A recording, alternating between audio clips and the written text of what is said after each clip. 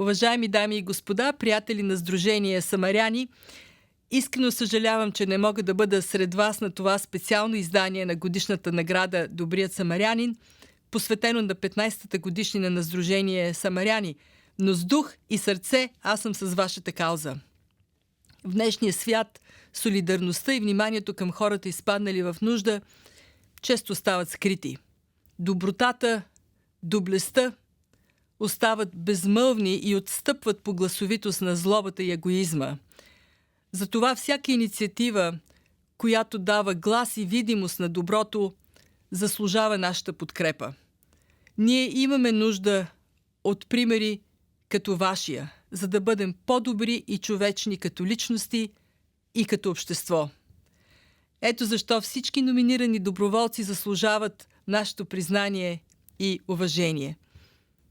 В моята работа ежедневно съм изправена лице в лице с нещастието на хората, изпаднали в нужда, жертви на войни, на глад, на природни стихии.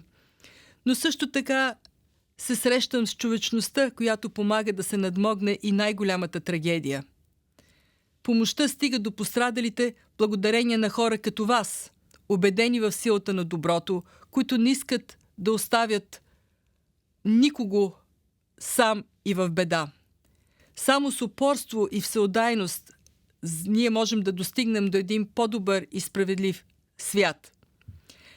Като символ на това упорство и всеотдайност си позволявам да ви подаря едно камилско седло, което получих преди време при срещата ми с бедуини, за да водите, подобно на тях, хората около вас през пустинята на злото към оазисите на добротата. И тъй като сме в навечерието на рождествените празници, позволете ми накрая да поздравя всички номинирани доброволци, всички съмишленици на Сдружение Самаряни с предстоящите празници, да ви пожелая да продължавате все така всеотдайно да поддържате каузата на доброто.